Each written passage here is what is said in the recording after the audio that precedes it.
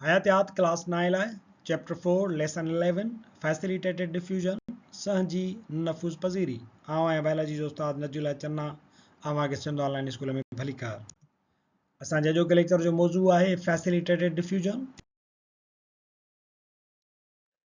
Diffusion या नफूज़ ॾियण वारो अमल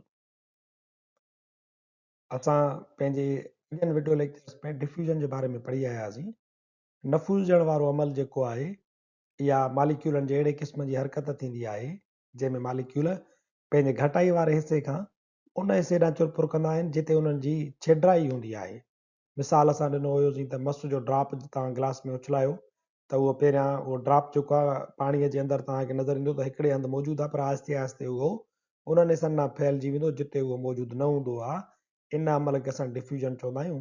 साॻे तरीक़े सां गैसुनि में परफ्यूम जो मिसाल ॾिनो हुयोसीं त जेकॾहिं परफ्यूम लॻाइजे त उहा पिणु पंहिंजे कपिड़े तां जिते घाटे हिसे में मौजूदु आहे उतां उहा आहिस्ते आहिस्ते कमरे जे हर उन पासे ॾांहुं फैलिजी वेंदी जिते उहा मौजूदु न हूंदी आहे या घटि मौजूदु हूंदी आहे। ईअं सॉलिड्स में बि असां मिसाल ॾिनो हुयोसीं त जेकॾहिं शुगर या लूणु पाणीअ में तव्हां उछलायो त उहो बि आहिस्ते आहिस्ते पंहिंजो पाणीअ में डिफ्यूज़ थी वेंदो फैलिजी वेंदो। डिफ्यूजन जो अमल पैसिव ट्रांसपोर्ट जो हिकिड़ो क़िस्म आहे यानी अहिड़ी ट्रांसपोर्ट अहिड़ी मुंतक़िली जंहिं मंझि तवानाई जो ख़र्चु न थींदो आहे तंहिंजे करे हिनखे असां चवंदा पैसिव ट्रांसपोर्ट आहे। डिफ्यूजन असांजे जिस्म जे अंदरि जीव घरनि जे अंदरि कार्बन डाइऑक्साइड ऐं ऑक्सीजन ऐं पाणीअ जहिड़नि मालिक्यूलनि जी अच वञ खे कंट्रोल या ज़ाब्ते में रखंदी आहे बग़ैर तवानाई ख़र्च थियण जे उन्हनि खे जीव घर जे अंदरि जीव घर खां ॿाहिरि उन ट्रांसपोर्ट में मदद कंदी आहे। मिसाल जे तौर ते रत जेका असां साह खणूं था त फिफड़नि मंझां ऑक्सीजन जेका आहे उहा रत में डिफ्यूज़ थी वेंदी आहे छो त फिफड़नि में ऑक्सीजन हूंदी आहे घणी ऐं रत में हूंदी आहे थोरी तंहिंजे करे फिफड़नि मां रत में ऑक्सीजन पाण डिफ्यूज़ थी वेंदी। हाणे रत में ऑक्सीजन घणी थी वई या रत वेंदी जीव घड़नि ॾे जीव घड़नि ताईं कैपिलरीज़ पहुचनि थियूं त उन्हनि कैपिलरीज़ में ऑक्सीजन घणी हूंदी आहे जीव घर जे अंदरि ऑक्सीजन थोरी हूंदी आहे छो त उते उहा तवानाई वग़ैरह ग्लूकोज टोड़ण में रेस्पायरेशन में इस्तेमालु थींदी आहे त जीव घड़ जे अंदरि वरी रत मां ऑक्सीजन डिफ्यूज़ थी वेंदी जीव घड़े में जीव घड़े जे अंदरि वरी पैदा थींदी आहे कार्बन डाइऑक्साइड ऐं पाणी त इहो पाणी ऐं वरी कार्बन डाइऑक्साइड जेको आहे सो जीव घड़े खां ॿाहिरि वरी डिफ्यूज़ थी करे वञी करे पहुचंदा आहिनि रत में ऐं ईअं ई वरी ग्लूकोज़ असांजे आंड्रे में अंदरि जॾहिं तव्हां मानी खाईंदा आहियो त उते जॾहिं उहो टुटी वञी करे हज़म थी करे आंड्रे में पहुचंदो आहे त ग्लूकोज़ जी सूरत में हूंदो आहे उतां आंड्रे मंझां पंहिंजी घणाईअ मां इहो ग्लूकोज़ वरी डिफ्यूज़ थींदो रत में साॻियो ई रत जीव घड़नि ॾे वेंदी इहो वरी उतां जीव घड़नि ॾांहुं वरी डिफ्यूज़ थी वेंदो रत मां। सो इहो डिफ्यूजन जो अमल बग़ैर तवानाई जे ख़र्च जे असांजे जीव घड़नि खे तमामु ज़रूरी शयुनि जी अच वञ उन्हनि जी ट्रांसपोर्ट मुमकिन बणाए ॾिए थो ख़ासि तौर ते स्मॉल साइज़ मालिक्यूल्स मच्छी जो मिसाल हुजे उनजे गिल्स जो लंग्स जो मिसाल हुजे नंढे आंड्रे जो मिसाल हुजे इहे समूरा अमल बग़ैर तवानाई जे ख़र्च जे डिफ्यूज़न वारे तरीक़ेकार तहत थींदा आहिनि।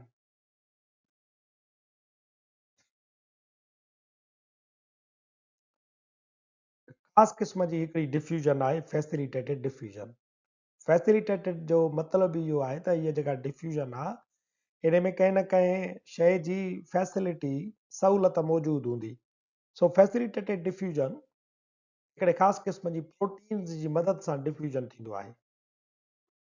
Many molecules do not diffuse freely across cell membranes because of their size or charge. खोड़ सारा मालिक्यूल अहिड़ा हूंदा आहिनि जेके साइज़ में वॾा हूंदा या वरी उन्हनि जे मथां का चार्ज हूंदी तंहिंजे करे लिपिड बायलेयर जेको आहे उन्हनि खे पाण वञा क्रॉस करणु कोन ॾींदो। हाणे उहे डिफ्यूज़ कीअं थियनि हिन में तव्हांजे रत में घणा जीव घर जे अंदरि उहे थोरा आहिनि तंहिंजे करे उहे डिफ्यूज़ थियण त चाहिनि था पर उन्हनि खे इहो लिपिड बायलेयर उन्हनि जी साइज़ जे करे बि नथो छॾे ऐं उन्हनि जे मथां जेका चार्ज आहे उन्हनि जे करे बि नथो छॾे तंहिंजे करे हाणे इहे कीअं वञनि such molecules are taken into are out of the cells with the help of transport proteins present in cell membranes.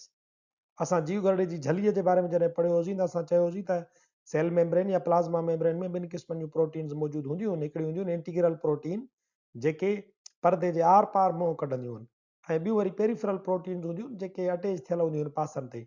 हाणे इंटीग्रल प्रोटीन जेका आहे इहे प्रोटीन या उहे जेके तव्हां जूं पेरिफेरल प्रोटीन्स आहिनि उन्हनि खे असां ट्रांसपोर्ट प्रोटीन सॾींदा आहियूं छो त इहे ई उहे चैनल आहिनि दरवाज़ा आहिनि जंहिंजे ज़रिए इहे वॾा मालिक्यूल या चार्ज वारा मालिक्यूल गुज़री अंदरि वेंदा आहिनि या अंदरि घणा थी विया त पोइ वरी ॿाहिरि रत में वञी करे शामिल थींदा.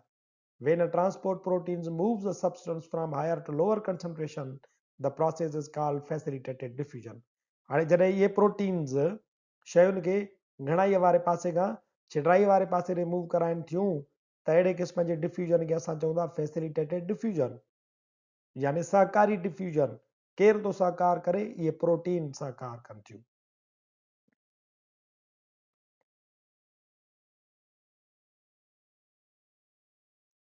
Transport proteins are also called as channel proteins. Transport proteins खे असां channel proteins पिणु सॾींदा आहियूं. Aquaporin is a channel protein that facilitates diffusion of water molecules. Aquaporin हिकिड़ी अहिड़ी channel protein आहे जेका पाणीअ जी ट्रांसपोर्ट खे मुमकिन बणाईंदी आहे. Aqua जो मतिलबु ई पाणी आहे. मार्केट में तव्हां खोड़ सारा मिनरल वाटर ॿुधा हूंदा जिन जो नालो aqua सां शुरू थींदो आहे, या वरी aqueous जो लफ़्ज़ तव्हां ॿुधो हूंदो त aqueous माना पाणीअ वारो. सो aquaporin यानी अहिड़ी प्रोटीन जेका पाणीअ जे डिफ्यूजन खे मुमकिन बणाए.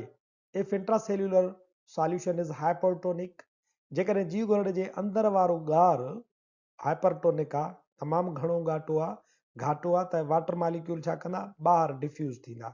ऐं ॿाहिरि डिफ्यूज़ छा सां थींदा? इन्हनि aquaporin प्रोटीन जे ज़रिए ॿाहिरि वेंदा आहिनि. एक्स्ट्रा सेल्यूलर वञी करे ॿाहिरि रस में शामिल थी वेंदा आहिनि. इहो कमु aquaporin कंदियूं आहिनि. Facilitated diffusion is a special form of diffusion which allows the rapid exchange of specific substances. तंहिंजे करे सहजे निफ्यूज़ ॾियण वारो अमल या सहकारी निफ्यूज़ ॾियण वारो अमल ख़ासि क़िस्म जो निफ्यूज़ ॾियण जो अमल आहे जेको हिकिड़े मख़सूस मादनि जी अचवञ जे लाइ कमु कंदो आहे. Particles are taken up by carrier proteins which change their shape as a result. The change in shape causes the particles to be released on the other side of the membrane. Carrier protein इन में मुलविस हूंदियूं आहिनि. उहे छा कंदियूं आहिनि त पहिरियां तव्हांखे ॾिसो त उन्हनि जो शेप हिकिड़ो मख़सूस नज़र ईंदो, पर जीअं ई उन्हनि खे के पार्टिकल खपंदा अंदरि जीव ॻोढ़े जे अंदरि खपंदा त उहे पंहिंजो शेप जेको आहे तब्दील कंदियूं, मुंहुं खोलींदियूं, इहे मालिक्यूल उहे खणी वठंदियूं ऐं वरी ॿिए पासे ॾांहुं खोले उन्हनि मालिक्यूलनि खे अंदरि रिलीज़ कंदियूं. जेकॾहिं उहे मालिक्यूल अंदरि घणा आहिनि, जेकॾहिं अंदरियों जेको सेल शेप आहे उहो हाइपरटोनिक आहे त वरी पाणीअ जहिड़नि मालिक्यूलनि खे उहे खणी करे ऐं ॿाहिरि मोकिले छॾींदियूं आहिनि. असांजो जेको लेक्चर फैसिलिटेटेड डिफ्यूजन जे तारुफ़ सां गॾु हिते पुॼाणी ते पहुचे थो. वरी हाज़ुर थींदासीं नए लेक्चर सां गॾु. तेसिताईं ॾिसंदा रहो सिंध ऑनलाइन स्कूल.